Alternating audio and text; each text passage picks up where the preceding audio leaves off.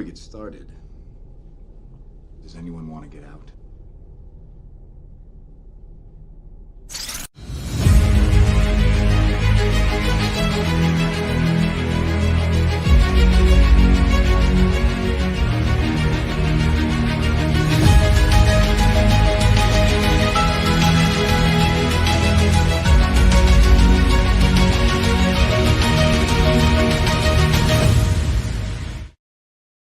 Hello, everyone, and welcome to the Thursday Night Frenzy. I got a con this weekend, so we're doing a day early, where everything is canon, and the topics, well, they're more like guidelines than actual rules.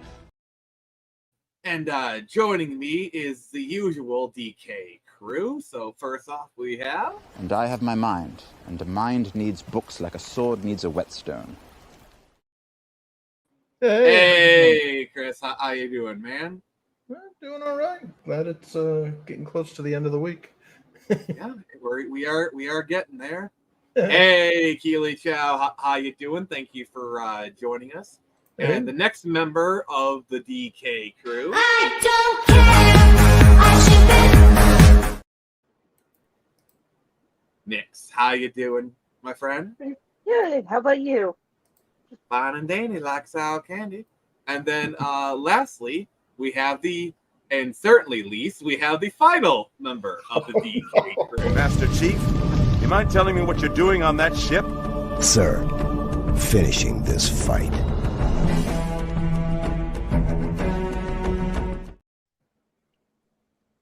All of a sudden, I have the urge to watch some episodes featuring Ong. Careful now, brother. Careful. And I will say one more thing. It's Morbin time. What's up, Master Sergeant? How you doing? Jared woke up today and chose violence, everybody. That's what he did. You said I'm least, so what the hell? What do you expect is gonna happen? You're least. You're not lead. There's a difference. You punched the beehive, dude. What do you expect is gonna happen? I get delicious honey. No, you get a delicious. Nice. And then, yeah, you really should. They're really good for kids and family. They're really fun. Yeah. I'm doing pretty good to you, Keely. Thank you for asking. So, this week we're going to be talking about cons. Before we do that, I do have some business to take care of. I have some announcements to make regarding my upcoming comic book Screecher. So, this is going to be the first time I'm publicly stating it. Inks for Screecher are finished. Yay! Yes. So, I'll be in my bunk. So yes, inks are done, and we're on to the colors. We are 3 weeks and a day out from the launch of the Kickstarter. And hey, movie theater, how you doing? I'm just kind of giving some updates on Screecher for everybody. So we'll be launching it October 6th on this channel. It will be part of Friday Night Frenzy that week, and it will be simulcast both on my channel and on Jared's. And so yeah, come that Friday, make sure to bring your wallets and again get ready to back it. I guess you could say it'll be screeching time. I am constantly regretting that joke. Feels good, doesn't it? Let the hate flow through you. Yes.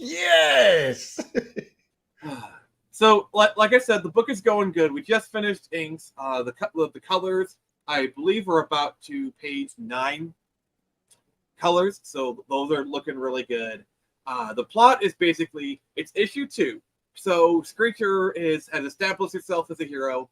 Her father had been jailed for a crime he did not commit, and she's kind of racing against time. He was unjustly in prison by some charges trumped up by the Eden Corp, his old employer. And now they brought in this merc named Shiva, who happened who knows what'll happen. It's a really good issue, and I can't wait for you guys to see it. Oh, so yeah. So who here has gone to Comic Cons? Show of hands, or just say aye. Aye. All right. Here in the chat, who here has gone to cons? Let me know. So Jared, let's kind of start off with you. What what is it about cons that attracts you? Well, originally, before I started all of this, I was just going there for action figures and stuff. It was just going there, checking out the people in costume, checking out all the fun like geek stuff. Yeah, exactly. Yeah, Greg Galanti, like he will not come anywhere even close to. Yeah, exactly. So then I get actually into comics and actually spend time like researching who's gonna be at the con, because before I just showed up, and now I'm like, okay, who's gonna be there so I know what books to bring to get signed. Luckily, I've been lucky. I almost got a Jim Lee signature, but he had to cancel the panel because he got COVID. So I'm like, God damn it! Oh. Oh. And now I still got it. They still gave me a signed poster though. Ooh, now nice. you know exactly what comic you're gonna have him sign. Oh yeah, Justice League 12. But anyway, and honestly, the coolest experiences I had at con was hanging out with Chris Claremont, the guy that pretty much defined the X-Men for so long. Hearing him like dish on the fact that the Dark Phoenix movie was changed because of Captain Marvel. So that's another thing I can blame on that crappy MCU movie. That So bitch. I have shown this clip before on stream, but like it just begs to be shown again because it's freaking amazing. All right, so this is me circa 2014. All right. Mhm. Alright, so 1, 2, 3. It's forfeit time! Triceratops. Triceratops again! But can I say, That's- I love how David Yost goes, wow. Just that amount of like disdain. I mean, he didn't. I mean, honestly, he didn't even want to do it. Like initially, he refused to do it. Karen Ashley had to convince him. That's why his heart wasn't even in it. Like if you know, like also Karen Ashley, she is such a sweetheart. God bless her so much. Like nothing but love for Karen Ashley. She is an amazing person. But like some of my favorite con memories, so like I did go to like a couple cons in the 2010s as a fan, but now I do it behind a table, so it's a whole different dynamic. But like some of my favorite stories, probably one of my favorites is Motor City Comic Con 2013. All right. My friend had just met Lou Ferrigno, the Hulk, and it was a bit of a bad experience for him. But then we met the Sixth Doctor, Colin Baker, who was there at the convention. Nice. Doctor Who, and Kevin was digging through the stuff and he pulled out his Lou Ferrigno poster, and Colin Baker, without missing a beat, said, "Oh, you met Lou? He's bigger than I am." Big in Japan. Oh, he's really big in Japan, and he's also big in Britain and America, and really everywhere. Yeah. But yeah, another one of my favorites was, so I'm a big Buffy fan, all right? And I pretty much watched the show like surrogately through the character of Xander. That's a character who I saw myself as. And at that same convention, I actually got to meet Nicholas Bresden, the guy who plays Xander. And I went up to him and I talked to him. I kind of poured my heart out. I told him like what his character meant to me, and I realized like, okay, I'm going to stop because I'm losing. Like people are dropping like flies. So, Nix, what do cons mean to you? Well, usually, I don't know, I just kind of go and look around at all the cool booths. I try to go and see, like, people, but, like, I don't know, I don't really have the time or the patience to stand in line. I once went one year to see Kevin Conroy, and, There you go. Rest in peace. I didn't actually get a chance to see him. At least I don't think I did. But I'm pretty sure I saw him at, like, the food tent, Okay. possibly. But, like, I don't know. I usually just go there, have fun, see the cosplayers, see all the cool stuff people set up. Oh, what episode are you watching, Keely? But yeah, like, I know, like, some of the old school people would be moan, like, oh, it's not about the comics anymore, it's about the celebrities, blah, blah, blah. I can kind of see that, but it just kind of things evolve over time, you know. Cool to have like celebrities involved. Honestly, I think it's really cool that people went and got to see. Like there was one year, Tom Hiddleston was supposed to show up. Oh, nice. Yeah, and like it was the same time actually as Kevin Conroy. Me and my friend went. She wanted to see him, and I wanted to see Kevin, but like. I don't know, we ended up getting like way into what we were doing. We met up with my younger brother there who was with some friends, so we didn't actually end up going to see anyone. Which kind of sucks, but like, I don't know, it's still fun. Hey, look, Phoenix. So I'm sharing my photos from Motor City Comic Con 2013, so these are vintage. Ooh. So those are from the Stone Age. Oh no. The silence is all I need. Yeah. I The hate rage. this so much. The rage so much. All right, Chris, what do cons mean to you? Most of the cons I've ever been to were ones that I was presenting in, so it was like a lot of stress to make sure that the people that I bothered to hawk my product didn't get too pissed off. Yeah, God, one year we were at Hard Rock Cafe. We totally took over the entire restaurant, and we had TVs and game controllers hooked up to every booth. Where so people are sitting there eating, and my job was to be that asshole that came over and said, "Hi, would you like to try out our demo for Defiance, a revolutionary TV/video game experience?" And they're like, "Dude, I just want to eat my burger." I'm like, I'm sorry, but my boss is telling me I have to do this, so please play our shit and tell me you like it." So yeah, that was fun. I remember going through, this was back when Street Fighter 4 first came out, and they were giving out free posters, and one of my coworkers wanted one. I was like, oh, hell yeah. So I grabbed a couple of posters, and they're like, you could be in line, and you could, if you get in that line, you can get so-and-so, like some bigwig up at Capcom to sign the poster.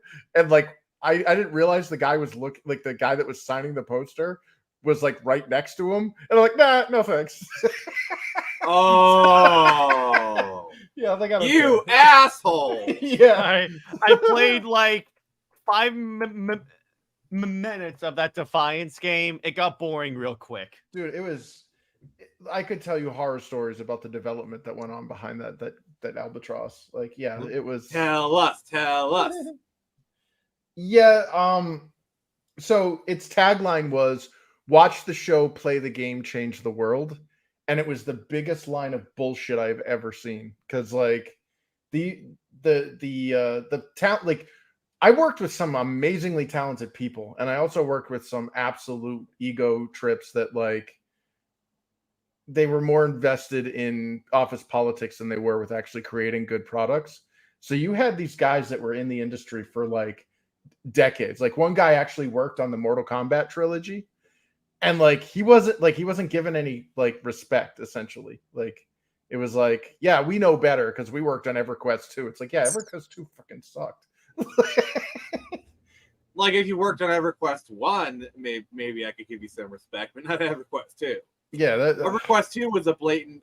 They're trying to go for that wow money. Yeah, and it was just a bunch of people sitting there like. You had some amazingly talented people that kept quiet, and then you had some obnoxious people that were just, I know everything, just ask me. And it was a disaster in terms of us we had a 9-month crunch toward the end because NBC Universal Sci-Fi Channel guys, like they had their shit together. Like I got mad respect for those guys. Those guys were like, look, we're on a schedule. This is how our product works. And they had some pretty crappy limitations that they imposed on our game. Things like no flying vehicles, which, yeah, that sucked. But at least like they had a very established foundation. They're like, this is what we're gonna do. Oh, that's one of the Arc Falls. I worked on one of those. Yeah, like this is what we're gonna do, and this is when we're gonna need you to have your game done. And do you remember this trailer? Oh yeah, that's the one where we had waking up whatever it was, the I can't, what was it? The Wait, did you work on this trailer? no, but I sat next to the guy that did. Yeah. The Angry Joe review of this game was so bloody brutal, and everybody in the conference room, all of us that worked on it, we were sitting in the back listening to Angry Joe ripping our game a new one. Really? And we agreed with everything he said. Like, wow. Yeah. Well, because there's this concept in video game in software development in general called minimum viable product, or MVP. Mhm. And that is the worst thing possible because it doesn't mean minimum. So we got the minimum viable product out the door, and then we sat in on these design meetings to talk about stuff we could pull out of it to use for like retailer exclusives and pre-order bonuses and stuff. And it was a nightmare. We had these ego assholes, like this one guy. I'm like, dude, have you read our forums? People have pre-ordered this game and bought the collector's edition. And there's this like cherry red, like Iron Man style armor that was a bonus that you would get if you did this.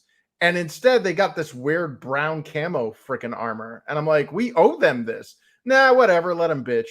Finally, I went over the guy's head and I'm like, dude, our forums are on fire right now because people are rightfully pissed off. They're not getting what they ordered. Oh, yeah, that's a problem. Yeah, by the way, that's illegal.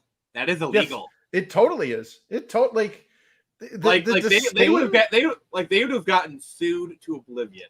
Yeah, amongst other things. Like once that's the only time they'll ever act is when it's like when there's like a fiscal damage coming, because it's like that's the whole reason the Doom Eternal debacle happened, because they stupidly promised a soundtrack in the collector's edition, and then like a year from launch, they're like, oh crap, we haven't started a soundtrack yet. Yeah. Well, one of my jobs, like I was an asshole there because kind of part of the job was to be an asshole.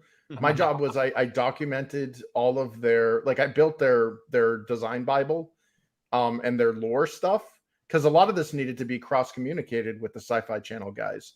And in fact, a lot like that right there, that actor, the model you're seeing there, that was actually based off of Lars Butler, who was the CEO of our company at the time. He got fired. So I have a long play of this put up. Let me know if you see anything you worked on. Please point it out. Anytime you see any of the pre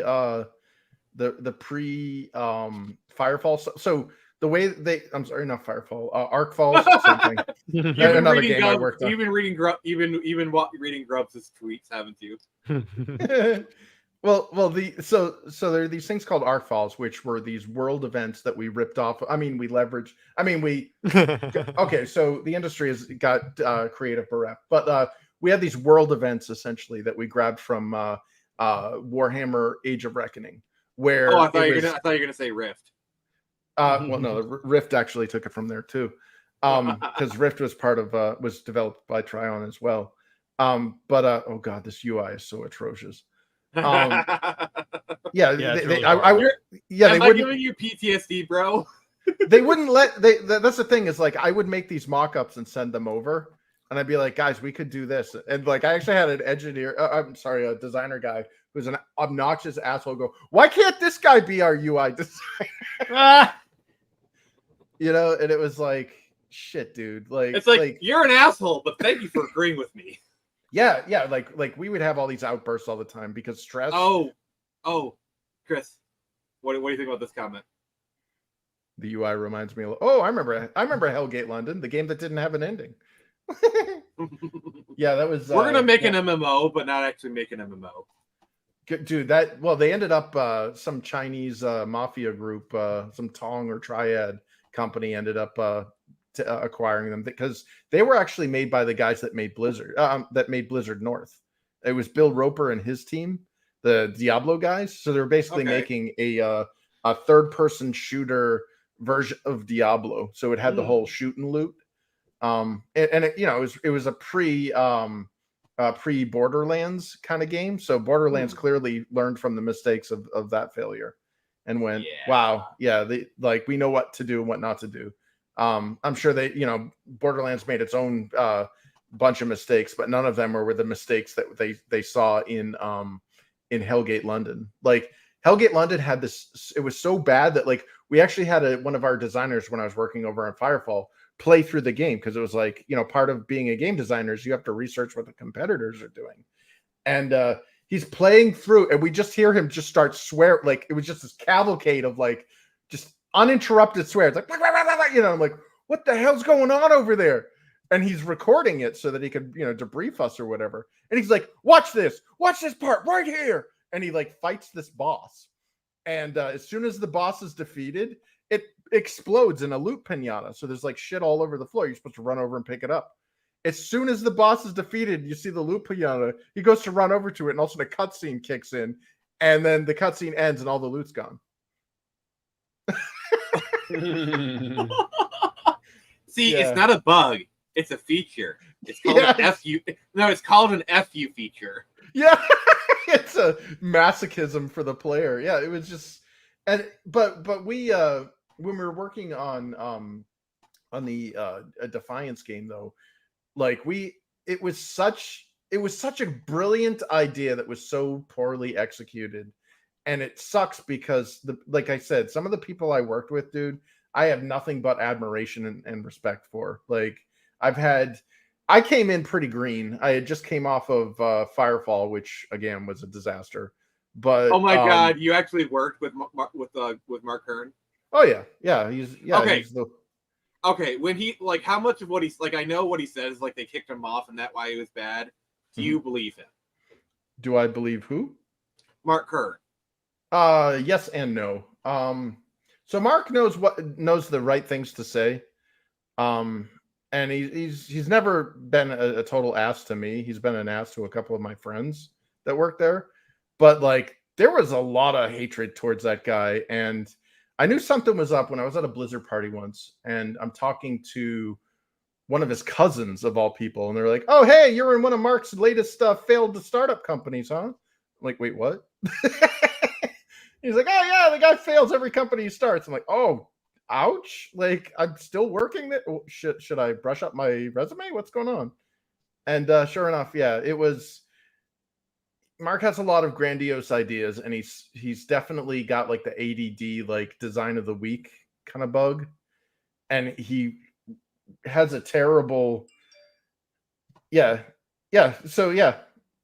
So he's basically he's one of those like, I'm an asshole, but I'm an honest asshole. Well, yes and no. Like he doesn't know how to verbalize what he wants, and he thinks that volume will clarify something.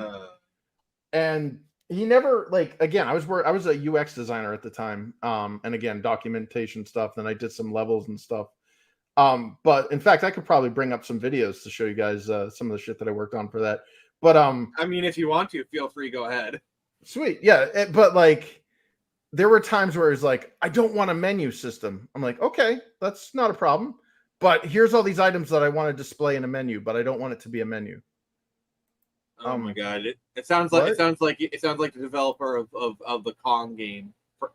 Like you remember like when they did like that King Kong game in like the early 360 generation, like the Peter Jackson King Kong. It's like I played that.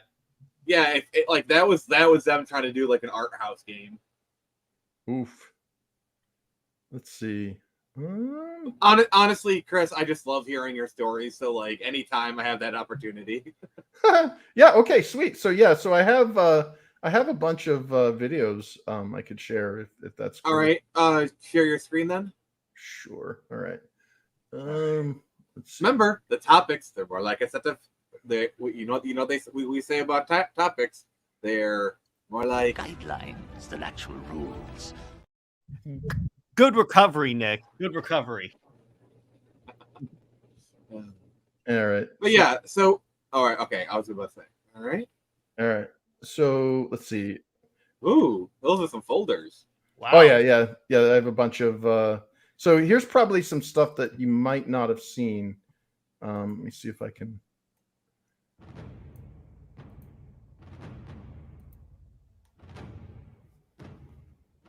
Turn the sound off. I don't want to get little probably get dinged. All right. So tell me what we're looking at here. So this was our gun porn trailer that one of my coworkers, Derek, worked on. We were showing off all the different guns that we were trying to incorporate, and we actually had a vehicle. Yeah, we had the Warthog. Yeah, exactly. I was about to Lots say. of guns. Yeah, like that was part of our. We were the first MMO to have like a WoW style zone system with guns that like you could loot and shoot and collect, and it wasn't quite the like PlanetSide, which was a giant glorified tribes game. Like this was actually like an MMO where you shot a lot of shit. So we wanted to make Chris, the guns. Yep. 404 has a question. What's up? Sorry, I'm looking at the. No, this was made in a custom engine that was driven by, and this is going to sound absolutely horrible when I say it, was driven by Microsoft Access for a database management tool. What? Yeah. I built encounters that had a lot of GUI that was its back end was Microsoft Access and Excel. Yeah. Wow.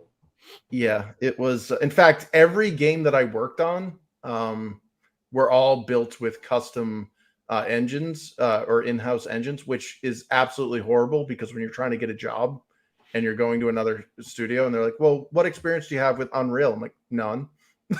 Like, but you worked on like freaking 10 games. I'm like, yeah, no, none.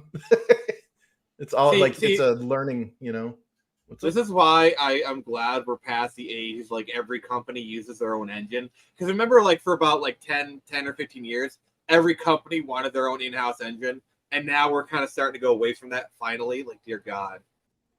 Yeah, this was extremely touchy. Like the thing that sucked was half the time you don't know if you did something wrong because you're learning. It's a learning curve. It's a brand new proprietary engine. So when you're building shit, you don't know if you just messed up because you're learning it, or if it's a legitimate bug. And or if it's a feature. Yeah, it's a feature. Well, we had that guy that I was telling you about, the one that said, "Why can't he work on the UI stuff?" Yeah, he was cracking his was it jogging his noggin or whatever for like hours at a time, frustrated about how to get this part in our engine to work.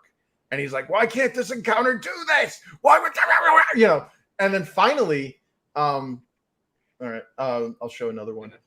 Finally, he let me go back through. I was like, what's the issue? What's the problem? He's like, well, I can't get this thing to do this, or this. And I was like, oh, well, that's because there's a negative declaration if you wanted to do that. And he's like, a what? And you basically, instead of saying like, like an offer on operator, like I want this door to be closed or I want this door to be open, you just say, I want this door to be closed or I want this door to not be closed. Okay. Yeah. And it was like, what the hell? So it's infuriating too when you figure it out. But here's a video that I had made when I was proposing a system. Wait, real quick. I gotta rant about this. Like, I'm sorry, but the Creation Engine is just a warmed over Gamebryo, because Creation Engine is just basically Gamebryo, and Creation Engine 2, it's like that's why all these games still have bugs, because you're basing it off of like a engine from '97 that wasn't that good to begin with. I know the animations are awful. Like literally, look at Starfield. It looks like Skyrim animation. Like some of them, I swear. Hey, Starfield is peak sci-fi, dude. You shut your mouth. Except, how about I shut yours? Remember, I'm the king of this. Had a smoother launch than No Man's Sky. Oh man. Damn. Oh god. I have no argument against that. So, at least so far it's kept its promises. Of being like honestly, have you seen the reviews? Most people like honestly, most reviews are just like it's milk toast at best. But you're trusting game journalists to give you an accurate portrayal No, of the game. Word of mouth from like YouTubers and other people. because what you got to do with Starfield is that it takes a second for you to really realize what the game is, and once you get it, it's like, oh, this is fun. I already realized the game, Jared. I already realized the game is a colonoscopy without any anesthetic, so you don't need to tell me again. Don't you dare compare Starfield to Sins Past. My butt still hurts from last night. Oh, it's gonna hurt a lot more than what I got planned. Oh no. So this video is giving you guys a little behind the curtain show of designer art. Basically, what I used this video for was to propose a game system. This was not in the game; it never made it to the game, but there was a game that came out by the guys over at Sony Online Entertainment that had this amazing dynamic class system, which in a shooter, you need dynamic classes. You need the ability to say, hey, that sniper is getting me from afar. I need to be able to get a sniper rifle as well and shoot back, or something to that effect. There was a game, God, what the hell was it? It was like Fairyland or some really dumbass, like super kiddie game where you it was all outfit based. So the outfit you switch into. Oh, was it Hello Kitty Island Adventure? No. But that's one of the best things about game design is you can eschew genres, or you can eschew the veneer, the wrapper that these game designs are in, and be like, dude, we could put this in an M-rated shooter. You know what I mean?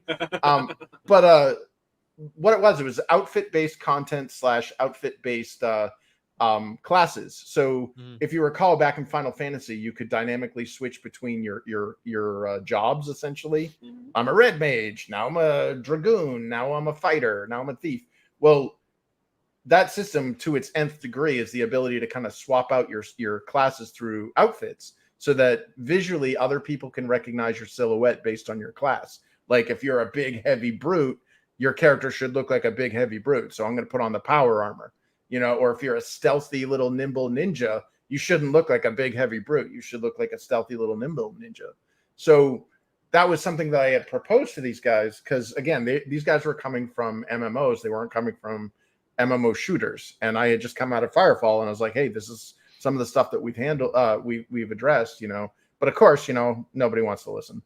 But so what I had to do was build a lot of proof of concepts, and that's the only way you would get your ideas even remotely considered or taken seriously if you have no office collateral, if you have no office clout. See, it's not about your ideas, it's about their ideas. Yep. Part of your job is to convince your superiors or the people that have a higher clout than you that your ideas are their ideas. And if they're good, then they'll take the credit. And if they're bad, you'll get the blame. So I would build these little proofs of concept, and the proof of concept video I'm about to show you that I was presenting as part of my pitch was we should have this outfit based activity, emergent gameplay where I'm an arc hunter. I'm this junk, this guy that's salvaging alien junk that keeps falling down to the planet. And if I don't have the arc hunter suit on, then I can still see the junk, but I don't have any interaction options with it. And the idea is that this one class would be like your collector class. So somebody could put on this dumb armor and just walk around the world shooting whatever, but they're all about collectors. So if you're a fan of Banjo-Kazooie or something, you'd put on this armor. Yeah. But so what we're seeing in this video is the Arc Hunter activity of collections. So again, ugly art. It's all behind the scenes, or I should say it's behind the curtain. This was never intended to be seen by a user. But the idea is I interact with this robot, and he's like, hey, here's an outfit, equip it. Okay. So I just got the outfit in my inventory now. And again, we weren't even at a point where we had a working inventory system. So that we had this really rudimentary UI. And I was like, okay, there's my outfit that I just equipped, made a little crafty graphic for it. And now we have the Arc Hunter outfit equipped. And now as you see, my character's armor changed. That's obviously placeholder. That's not what the Arc Hunter would look like. But now I see these little nodes of crap that I can interact with. And I get, oh, hey, look, Fisky's collection. Oh, Fiskey's That- collection. I Fiskey's see collection. blue. I see blue things. Yeah, that's again. These are untextured designer art. So that was a Yeah, building Nick. a play space. But like, see, I'm collecting. Like, I think I had 10 items that I randomly strewn about the area. See, Fiskey's iPhone, Fiskey's Ezio figurine. These were all crap I had on my desk. Fiskey's baseball cap. So, and then once you get them all, it says, "Hey, you completed a collection! Yay!" So one thing that collections don't currently do in most MMOs, which they should here, is give you instant gratification. So, see, all I'm missing out of that collection is Fiskey's glasses. So if I can find the Fiskey's glasses collection node, and oh, there it is, I got Fiskey's glasses. I can now get an instant gratification reward. And it's like, well, what would the reward be? And again, I'm leveraging a busted ass interface. Like, oh, hey, this is the award. I just got a new aesthetic reward for my collection completion. It's called the most electrifying game and most electrifying man in video gaming. So become the most electrifying personality in Defiance. So now my character's walking around like he's getting electrocuted. So yeah, Wow, what a shocking turn of events. Yeah, but so that was kind of what I had pitched, and obviously it never made it into the game. But there were a bunch of these videos that I had made that are just like that, where you're going into a scenario where you have these people that are like, well, we don't know what to freaking do for this, or we don't, So it became, well, how about if we do this, or how about and rather than just discussing it, you actually had to show them. And here's another video that I had made, which was when I was building, when we were building the Arc Falls. The Arc Falls were these locations in the open world, those world events, but they needed proper spacing, like a flat land and like no vertical elements over it. So when we would create these objects and they would be referenced, or they'd be an instant item. So I would set up this little scene with looks like cover there, and like that thing in the middle, and like all the enemy spawners that are coming in and shit. I would set that up somewhere else. Like it would be off in my own little gray box or whatever.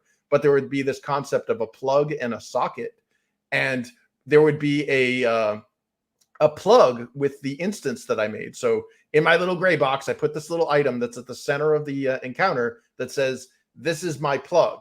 And now out in the open world, the big geographic location, the world builders or the environmental artists would place the sockets, and those sockets would be randomly populated by whatever plug content we created elsewhere at random intervals. So you would just be like walking around in the world, and there'd just be an empty cornfield, and then out of nowhere, maybe like the next day you go there, all of a sudden there's like freaking shit falling down from the sky, and you're gonna go fight this big robot thing or something.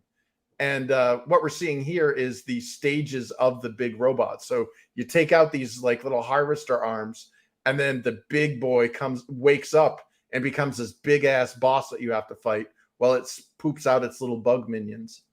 So we got a choice here right now. We can either stay here and die, or we can take these flare guns and go outside and do something really stupid.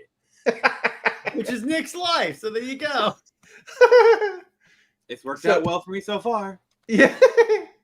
And that what we're seeing in this video is a video that I had made for our environmental art teams to explain why, how to create those socket play spaces for the plugs that we made. So when after we built these like little, and they were all powered by like proprietary engine, or some of them had Lua script, but more or less they weren't programs.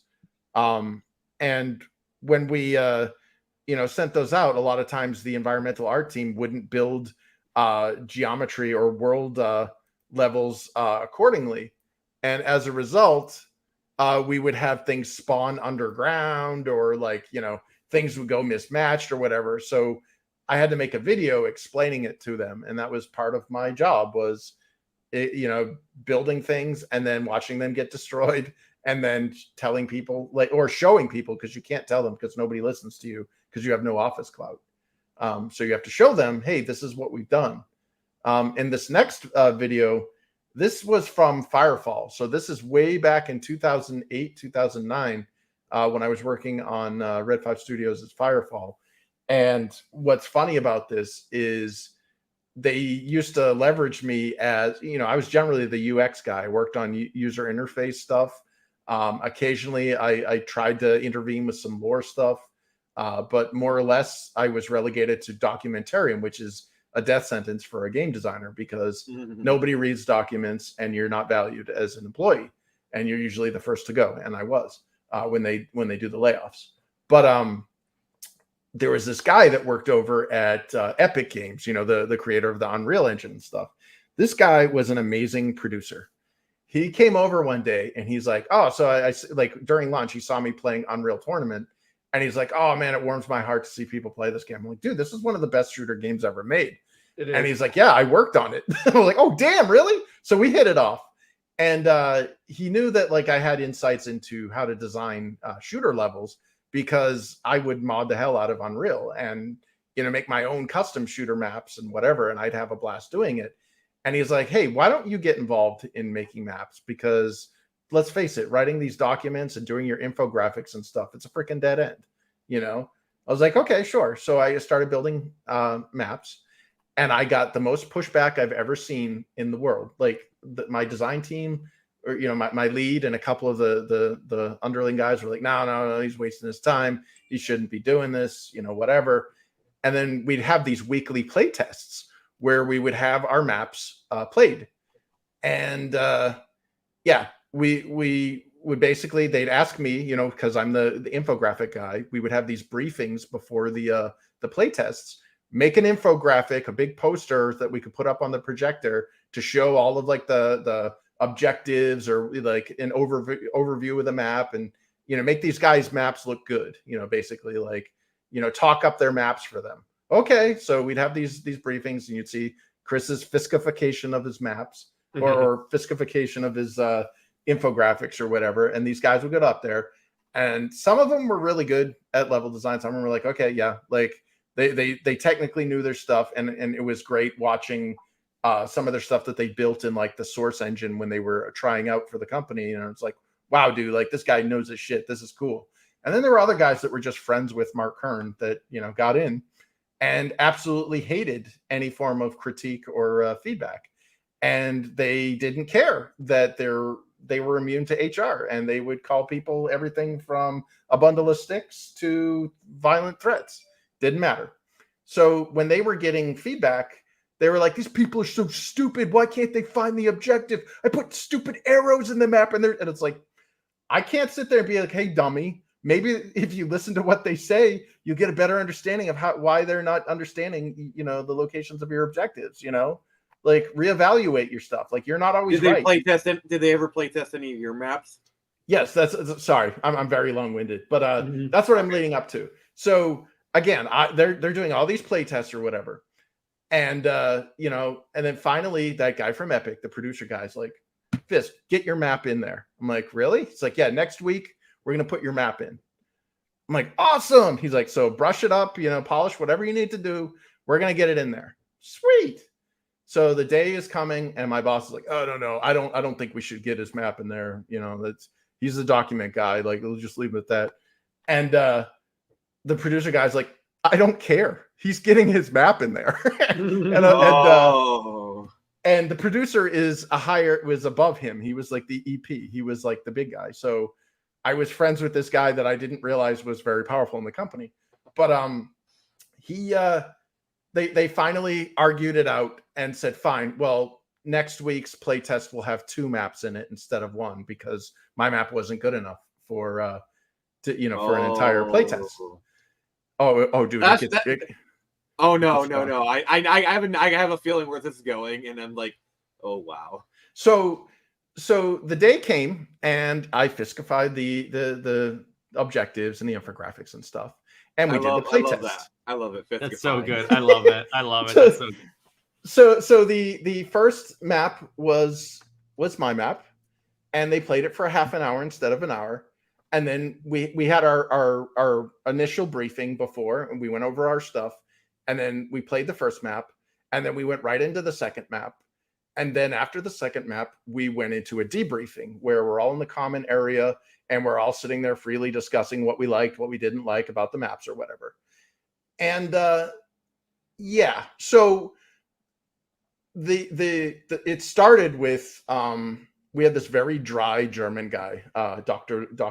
Houston, who sounded like Herr Doctor from Team Fortress 2. Mm-hmm. And they're like, hey, my boss is like, so, hey, anybody want to kick off the feedback stuff? And here I am taking notes. I'm staring like a jerk off next to the other guy who made his map, the one that doesn't like feedback. And I got my notepad out and I'm getting ready to take notes. And this guy, as dry as Melbatos, goes, yeah, the first map was clearly superior to the second. I'm quite frankly, I'm concerned it has taken us this long to get to this level of and I look over at first I look over at my one of the other level designer guys, and he's looking at me, but he's looking to my other side. So I turn around and I just look at the dude who hated feedback, and he had this look on his face, Thunder from Big Trouble in Little China when he gets all fat and blows up. It was like that. It was just, and I'm like, oh shit. He's like, you're probably thinking, thank God I'm in a professional setting, otherwise he would murder me on the spot. Oh yeah, and I'd probably take pieces of him to hell with me because I wasn't really a big fan of him. But so a bunch of the artists came over after the debriefing, and they were all geeking out about the map. They're like, hey, we could change this to this, and we could make this more like that, and make this and this. And I'm like, amen. You guys are the artists. I'm just providing the play space. I would be happy. They're making change. How about when you fall in the pit, we put a nice little stairs thing so you can get out of it easier, and you don't have to wait for your jetpacks to And I'm like, hell yeah, dude. Let's put it in, and we'll play it next week or whatever. We'll play it tomorrow. And they're all geeking out about it. And you could just see this guy seething. He was 2 desks over, just got his hand over his eyes, slowly looking up that fucking. And I'm like, dude, that's part of you can't hate your users. When people shit on your stuff, they're not shitting on you. They're just, if anything, negative feedback is a lot more valuable than positive feedback. So what happened after that? I'm sorry. What you should have said, Chris, is you just got fisked. No, because if I were to have displayed any kind of outward antagonism, I would have been terminated on the spot because this guy was friends with Kern. But what really sucked is the producer guy that I was telling you about put on a big Hail Mary pitch that said, this is what we need to do to fix our company if we hope to survive. We are not a AAA company that has proven track record. We are an unproven team. We need to get our shit together and we need to make a product. And he spelled it all out, and everything he said was spot on. And he's like, if we don't do this, we will fail as a company and we will have to shutter our doors. And a week later, he quit. So one of my greatest allies, I guess, quit. And yep, I was relegated back to documents and stuff. See, I'm going to tie this into indie comics right now. And it's kind of something you've been seeing is the crabs hate it when you try and leave the bucket. And we're seeing this we're seeing this really as a big problem in the indie space right now, where it's you got your little cliques, you got your little buckets, and anybody who tries to do something different, who tries to kind of reach out from their little clique, everyone gets mad. I experienced this myself. I've been part of these little cliques, and when I left them, they got so butthurt and whatnot. It's ridiculous. Well, the real shitty part though is we had an economic downturn. This was right after the dot bombs exploded, so 2009, 2010. The housing bubble. Yeah, the housing bubble. Yeah, sorry. And the company's like, oh, I guess we are out of funds. And they did a major layoffs and stuff, and then sold their company to the Nine, which is some Chinese I don't know, shady company or whatever. But during the layoffs, that was when I was made homeless because I hadn't had a proven game under my belt, and I'm applying to all these companies after working in the industry for 3-4 years, and they're like, "Yep, yeah, we don't care." And because game companies, they go off of shipped, what games have you shipped? It doesn't matter. Oh, you worked for 3 years. on X game, but you left 2 weeks before it shipped. Oh no, that doesn't count. Yep, that's exactly what it is. And what I'm about to show you, I want you to, when you see this, think of Overwatch, okay? Mhm. Because Okay. the people that worked on this, or I should say, the designers that I worked with that designed a lot of this stuff, the art team and the head up or higher up guys went back to Blizzard when this company did its layoffs. And I want to just to make you think when you start seeing some of the shit, if some of it looks a little familiar. So here's the map that I made. This was the little overview that I did that was showing some of the highlights of one of our play tests. And so you again, made this map. Yeah, I made this map in our proprietary engine. And I'm flying around with an Xbox controller, and these are our characters. And again, I want you to think of what does that look like? That looks like Widowmaker. Yeah, sorry. Yeah, and this is, see, there's a little pit there, and they're talking about putting stairs in there, and this is just a capture and hold point. So you get an object that spawns in the center of the map, and then you bring it. It's this weird like little canister, and again, this is ugly programmer art or engineer art or designer art. And you bring it to one of these outposts. So once you get into this little center thing, you pick up this little canister, you bring it to one of these ugly orange play spaces or these like little fortresses, and it will send up a color plume for your faction, either orange or green or blue, essentially. And Payload. It's payload essentially. So these people are now trying to. You'll see the guy who has it has like a little sparkle on him or whatever. And he'll poop it out, and it will just like lift it up the model. It looks hilarious. Looks like he shat out like a meatloaf. But see, these guys are currently, they have a fuel cell powering their station, so they're getting points because they got that orange plume that's going up. And it's this other team that's supposed to go in, destroy that plume, shoot it, destroy it, and then bring their little power cell and turn that plume green. So here's one of the players sniping people. And again, it's none of this stuff ever made it to,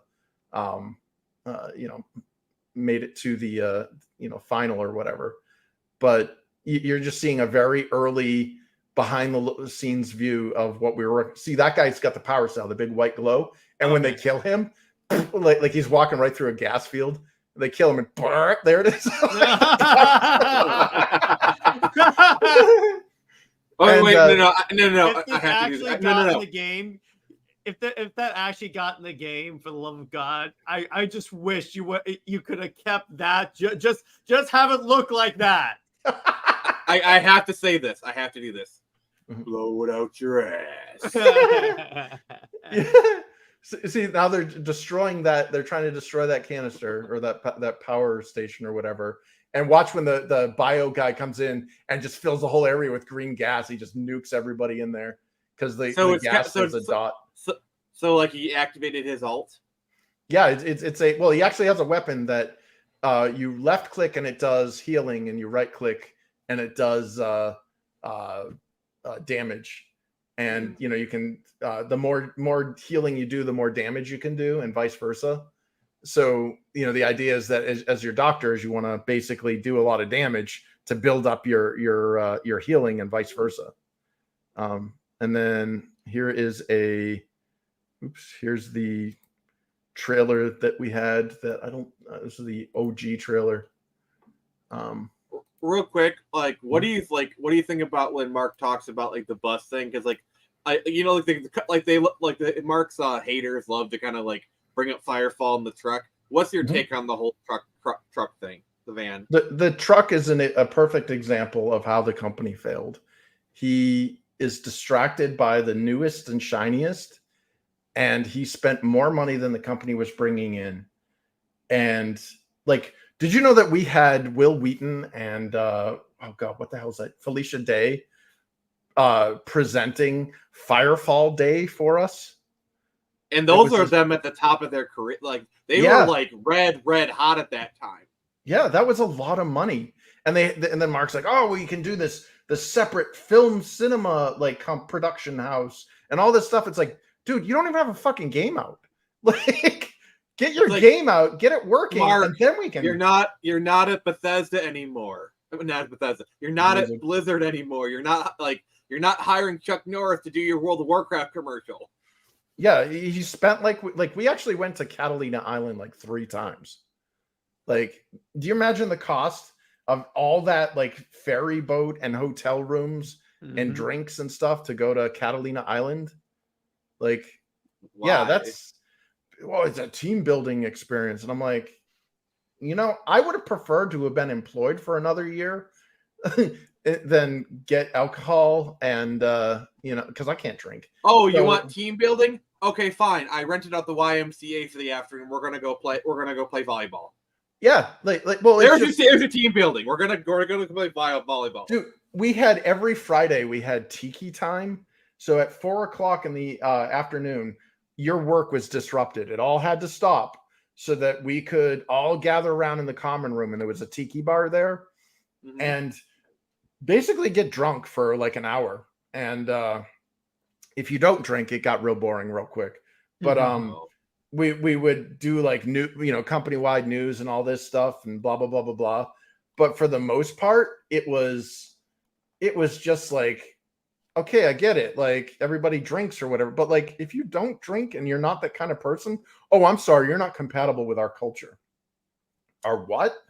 Like, I thought you hired me to do the job, like not to schmooze. Like, but yeah. So yeah, this like as a person who doesn't drink myself, I'm sorry, but like alcohol culture looks really friggin' stupid from the outside looking in. Like, I just never understood why it's like everything needs to have alcohol or all that stuff. It just come on. Yeah, it was. I mean, we had arcades there. We had it was basically like the ultimate man-child like daycare center. And, we were situated right across the street from the Irvine Spectrum Mall. So, we would basically go down to the mall whenever we wanted to buy new games at GameStop or like go to the movie theater or whatever. Like, there was so much wasted money there. And it's like, yeah, it's all hindsight and everything. But like, the big thing, like when people, shit on Mark about his van thing, the van, it wasn't about the van. It was about all of the spending and the grandiose ideas when it's like, you got to walk before you can run. Like, you got to have a shipped product out there. We're an unproven company. Sure, he did this thing called the golden ticket to basically snipe, which I think is illegal now, but he basically sniped a lot of top talent artists and engineers and shit, where he sent them this. Do you remember the iPod Shuffle? Mm-hmm. Yeah. That little tiny 1-inch by 1-inch thing with the little wheel in it. Mm-hmm. He would send that with a pair of the little earbuds to various people that he was trying to poach. And it had this beautiful, like the art, because, we had Bill Petrus working with him. Bill Petrus was one of the top bigwigs at Blizzard for art. So, of course, you're going to get awesome art. But he had this like beautifully packaged box with all like the concept art of Firefall on it. And you pull out this iPod Shuffle and you're like, what the fuck is this? You put it in your ears and it's Mark Kern personally inviting you to join the adventure, join the tribe, and become part of Red 5 Studios and develop for Firefall. And he would send this to these people at rival companies. Wow. It's like the balls on that this takes guy. exactly that is a balls move. Well, it worked because, like, honestly, like, I worked with some of the most amazing. That's the thing. It's like I'm grateful that I got the experience, even though it did destroy my health and my finances. But I got to meet some of the great, like, some of the best artists in the world, some of the best designers, some of the best engineers. I also met a lot of shitty people. It was hot and cold. There was no lukewarm in there. And he got some of the greatest people working at that studio. So when Firefall failed, it had nothing to do with the talent. It was all leadership. It was, we can do this, we can do that. And it just sucks because it's like what you just saw, that little map that I made, like, that was fun as fuck to play, dude. Like, we were playing it during lunch and stuff, and like, oh yeah, you swap out your this for that. You got abilities and like, yeah. I mean, imagine imagine Overwatch, but only instead of having like all your like switching out classes, like how you, or I'm sorry, switching out heroes, where you're like, oh, I'll go back to the spawn and I'm gonna switch out Junkrat for Diva or whatever. Like instead, you literally can, without even going back to the spawn, you could go to these locations and even call down an object to do this, where you could actually change your armor, because your armor is what made you your class. So you built a character that like you have this like naked underwear Barbie doll character that you could do whatever the hell you wanted with. Make her hair, make him buff, make him skinny, doesn't matter. Just make the you can dress their hair and you can take them anywhere. Yeah. and so but you could like buy sunglasses for the whole like shebang, make them look really cool. And then Can you touch? Can you play? You have to say they're always yours. Wow, Nick. But the idea was that like you leveled your character, but you also leveled your armor during gameplay. So you could go into like these little terminals, interact with it, and say, I want the assault armor. And now all of a sudden I'm like Soldier 76. And I got this loadout. That kind of reminds me of Final Fantasy 14, where you don't level up your character, you level up your class. Yeah. And we did both. So when you leveled up your character, you could use better armor. But when you leveled up your class, you could use better abilities socketed in that armor. And like how in Overwatch, how you have your 3 or 4 abilities and then your ultimate. Imagine being able to customize those per your thing. So like you could do like what is it? Widowmaker's got like a sniper shot. Well, what if there was like a charged sniper shot that did like a broad beam, like a Metroid blast or whatever instead? Yeah, like the class mixings is something you hardly ever see in multiplayer, just because it's like a nightmare to balance. Yep. Like you see it in single player sometimes. Like I know the Final Fantasy Tactics games, they let you kind of class mix and whatnot. You can create some like hella broken characters. And in a single player game, that's fine because it's single player and it's fun. But multiplayer. Yeah. Well, we didn't so much mix the classes as we mixed multiple abilities within each class. Like you couldn't do sniper abilities if you were a doctor or the biotech class. You couldn't do like shield abilities if you were like the stalker or like the no. What you don't see is, yes, I'm a sniper, but I shoot syringes. I heal from far away. Well, they did that. Like if you look at Overwatch. When they started adding, you can see where they stopped taking from Firefall and started adding in their own shit. And you start seeing those weird things like I can snipe syringes from afar. You got that elderly character. I can't remember. It was like Farah's mother or whatever from Overwatch. And you start seeing these other kind of things that it was like, no. That kind of broke the crux of what made the class balance kind of sane. You know what I mean? Like for example, I got in this huge argument once. One of the designers who was all about like number crunching and he worked on like trading card games and stuff, and he's the smartest guy that you'll ever know. Just ask him. But he was talking about, why don't we make a sniper rifle that's rapid fire? And I was like, no, that's a really bad idea. Sniper rifle.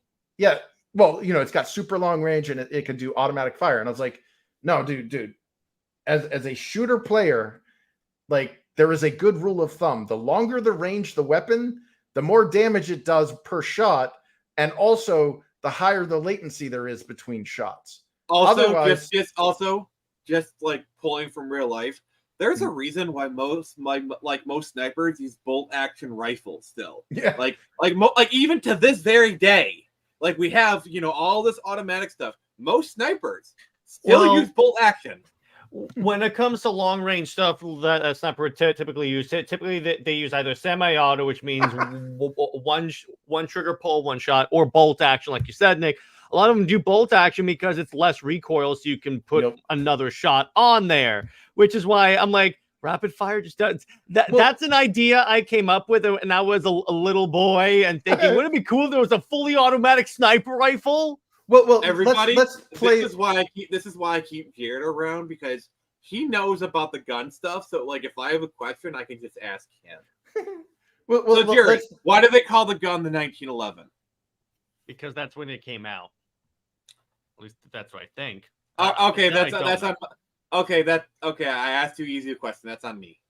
Well, just to play the design part through, like take real life out of the equation Mhm. for a moment, because we're dealing with like plasma rifles and shit. Mhm. Like, pretend you're a player and you've got this awesome rapid fire sniper rifle in your arsenal. Okay, you're the guy with the gun and you're sniping people from like a mile away. Okay. Your health is gone. Oh, that guy was really easy to kill. That is the most overpowered. Yeah. So Like, what I do you have to do as imagine- a designer Also- to reduce oh, that? Also, just from like the whole point of a sniper rifle is you're really far and it's about precision. Mhm. When you're doing rapid fire, that becomes more spray and pray. Well, It, like that's- literally, rapid fire defeats the whole purpose of a sniper rifle. Well, here's the thing: is like sniper rifles are also it's an archetype of a weapon that can be leveraged into other things. A rocket launcher is technically a sniper rifle. Okay, because there's this thing called hit scan, which is basically a point and click adventure. A hit scan is wherever my cursor is when I press the button, a ray trace or a ray line is drawn from my gun to that target based on where Chris, that reticle is. You know what I want? I want a rapid fire rocket launching Gatling gun. Yeah, that'll be Well, cool. They do have a rapid fire grenade launcher. It's called the Mhm. Mark 19. Oh, shit. Nix, you gotta go. Yeah. Oh, All I'll right. see you, Nick. I'm sorry. Well, no. fine. It's just I always love Family. Chris's story, so I'm kind of like whenever he like I love it when he goes on these little rants. So it's like I'm sorry, it's a weakness of mine. Yeah, sorry. Oh, it's alright. I just got family stuff. No, it's okay. It's okay. It's okay. We'll probably go on for a little bit longer, probably But, another half hour. By the way, I just want to say in real life, if you wanted a rapid fire sniper like weapon, they actually have those. It's called a squad automatic weapon, which is basically those big machine guns you see those guys like carry around, because that's intended to put a lot of rounds on target from a distance, or at least Also, to keep people's heads in down. game design, like when it comes to like the guns, isn't the minigun basically supposed to be like your rapid fire long distance gun? No, not Like- not long distance. No. It has a cone. It spreads out and becomes ineffective the farther you get. Because I away. know. Well, I'm just thinking like in GTA, that's what like definitely the minigun takes that purpose. In GTA 5. So I don't know about other games. So, as a designer, though, we're looking at this gun now that can do rapid fire from a long distance. Okay, boom, guy's dead. Okay, did that feel good as the player on the receiving end? Did you have any recourse the moment you get tagged with that first bullet? Do you have any recourse? No, you're dead. See, the that whole means- thing about multiplayer game design is you need to give the other player a chance to respond. Because if the player feels like they were helpless to do anything, like the most fun is when a player fails and they can recognize, okay, this is what I did wrong. Exactly. Yes, this player was better than me, but I could have defeated him if I was better. Like that's the whole point of game design. Yeah, well, it's a paper rock scissors approach too, and by the way, thanks, man. Yeah, unfortunately, I quit game design after that horrible industry. But I want to get your opinion on something.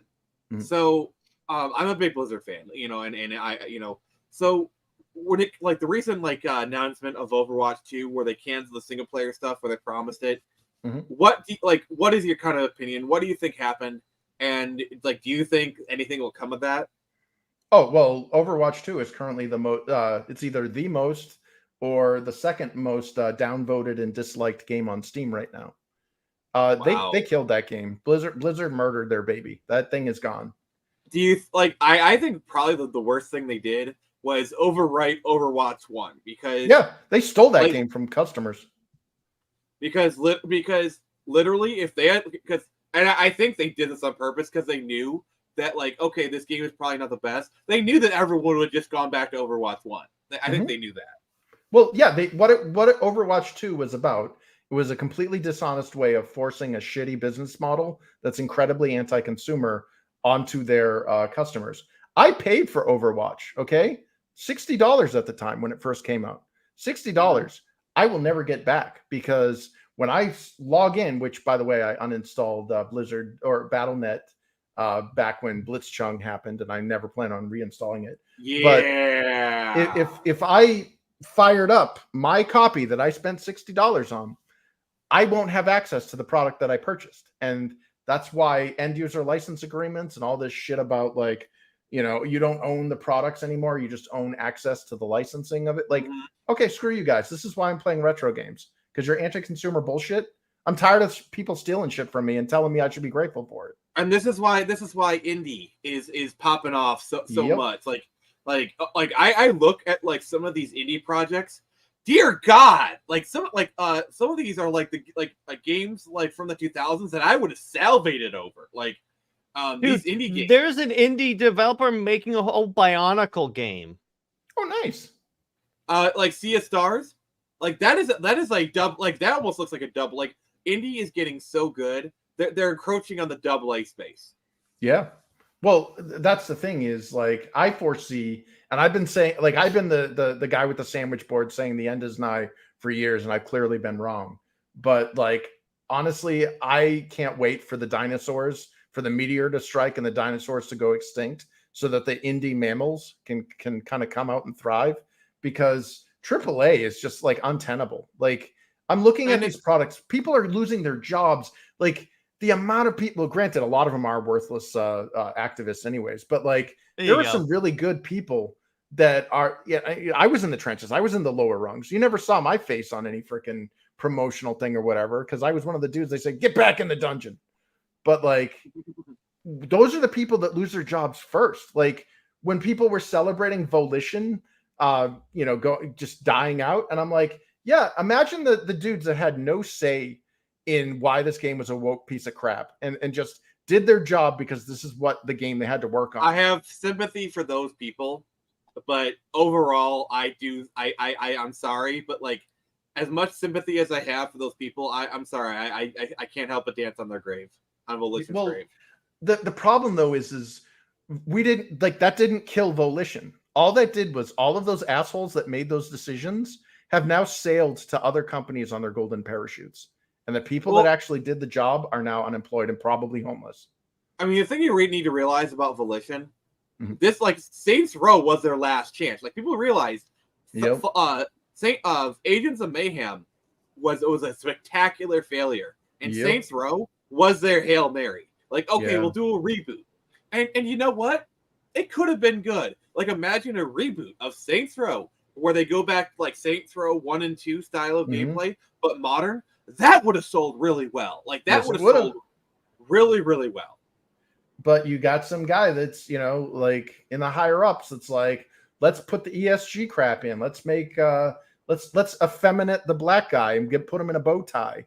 Let's make and it's like let's make everything non-binary. And it's like you just turned off the same demographic that would have bought Saints Row. Also, can I just say something? This is something that's been bugging me. Why is it that there's only two types of black guys in video games? You got the angry black man, or you got the skinny, effeminate gay black man. Like, what the frick? Why is there only two? Like, that is racist as hell. Like, I'm sorry. It is. And then not only that, but when the black guy doesn't conform to that, like we actually caught shit for that in Defiance, where we had a one of the NPCs, one of the big guys that gives quests and stuff, and he's in a lot of the cutscenes.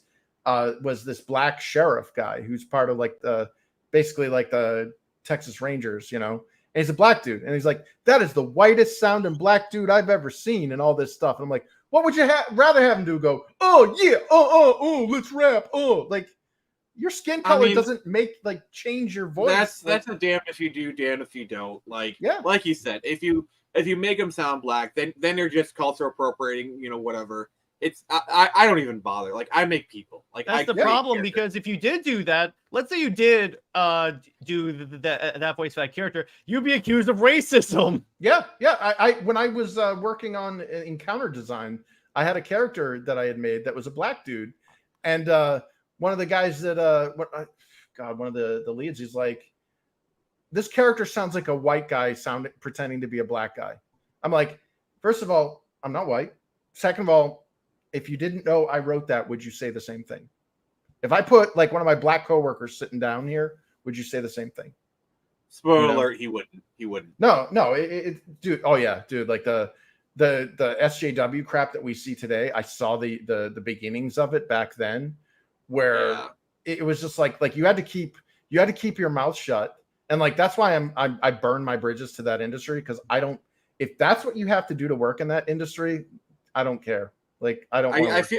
I do feel like we are kind of like getting close to a reckoning. Like the movie industry is right on the verge. Like it's for example, Disney. There's they're putting out that Blu-ray stuff. Like there's rumors that like they're gonna like start like we're gonna see a resurgence of physical Blu-rays coming up here soon, like very soon. Because like and I gotta say I'm really excited for it because do you remember that Hot Ones what was it, Matt Damon interview where he like basically cut to the chase about why things are as bad as they are? Because a lot of these smaller movies, they relied on the physical media sales to make their money. And I feel like if we can go back to really pushing, because there's no money in streaming. Like there was when it was Netflix, but now that everyone has their Netflix, like your grandma has her own streaming service, there's no money in it anymore. It's a losing gamble. So, but with physical, you can be a small outfit and still make money on physical. And I really feel like we're going to see, like, I feel like we're already starting to see a more of a pushback towards physical because the infrastructure never really went away. They're like the physical infrastructure, it was down, but it's still there. So like they can just spin it back up again. When it comes to video games, what do you think that'll happen, or like what do you think? I foresee. So a lot of developers have said this secretly, but not publicly. Things like Microsoft's Game Pass is destroying their companies. Yeah. They have destroyed sales for products because did you know back in the day, they actually conducted a study that showed that game demos actually hurt sales because the majority of games are garbage. Yeah. The majority of games that come out are terrible. So people will play a demo and either be satisfied with what the demo provides and be like, I don't need to buy the full game. Or they'll be like, thanks for the warning. Oh, wow. And yeah, so they stopped making demos. Like when the age of the magazines with the CD-ROMs ended, they stopped making demos. And now you get early access. And the only way you can play early access... I was wondering why those discs stopped coming in. Yeah. I mean, the closest we have to demos nowadays is open betas. And you notice how like they don't call them demos anymore. They call them betas. Because calling it a beta, like, there's texture pop in. Oh, it's a beta. Why are you doing it criticizing it? It's a beta. Yep. Well, it sucks because in order to access that beta or in order to access that early access or whatever, you have to already put money up front. You know, there's none of this like, hey, here's a free like they'll do stress tests or whatever. Occasionally you'll see like, hey, it's a free public stress test or whatever, which is a legitimate thing that needs to be done with a lot of like online games. But like you'll never see a free access to like a single player game. And if they do, like oftentimes with the closed betas, they just give it to people who they know will blow smoke out the butt because you don't want to lose that access to that closed beta. Yep, exactly. Well, that's the other thing, the access media. So when I worked in the industry, one of my bosses told me that he wrote the article for his game's review and then sent it into, not EGM, PC Gaming Magazine or whatever. He literally wrote the review for his game and sent it into them, and they just did some copy editing or whatever. Wow. And yeah, it's all access, dude. Like I sat in when I was at E3 one year. I sat in and listened to the bigwigs at my company because I was demoing our game behind closed doors, that Defiance thing. Demoing it behind closed doors. And I listened to these guys parley to try to get Defiance on the Microsoft or Sony like main stage keynote speech or whatever to talk about how great our game was. They didn't know the name of the game. They didn't care. And they were just like, he's like snapping his fingers. What's the game called again? Like you don't even care about your product, dude. You just want to get that money, want to get in there. So, we could probably like go on for like a long while, and under normal circumstances, I might. But Jared says that he has to go, Oh, and I think this is probably a good point to end the stream. Mhm. So, Jared, final words, anything you want to promo, go ahead. This was fascinating, by the I'm way. I sorry. love coming on with Chris because I get all the inside scoops about all this stuff. Because I was wondering why those demo discs stopped coming in the Xbox magazine. I was like, wow, okay. yeah. But in like an hour or so, I have my first members only stream because we finally got monetized, and Woohoo! so I got that, and then a bunch of Chris, content. do you have a become channel? Oh, sorry. What? Chris, Wait, no, what do now? you have a channel? Chris, do you have a channel?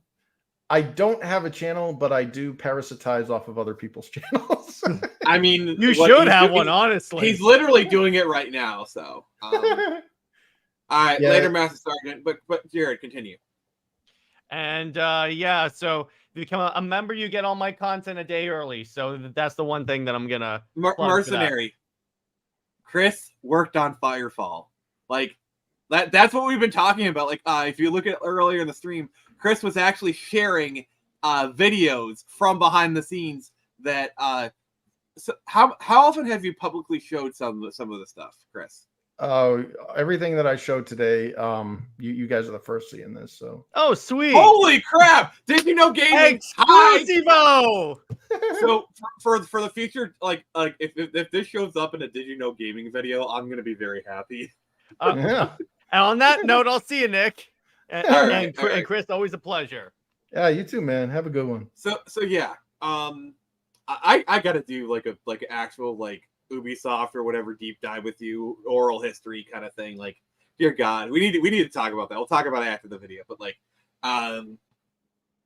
so thank you everybody for joining. We'll be going back to our regular schedule, the Friday Night Frenzy, next week. Make sure to join me this Saturday for Spider-Man Remastered. We'll be doing some cool stuff with that. So, as always, this is Nick from the Phoenix Press, and remember, I can only show you the door. You're the ones to walk through it.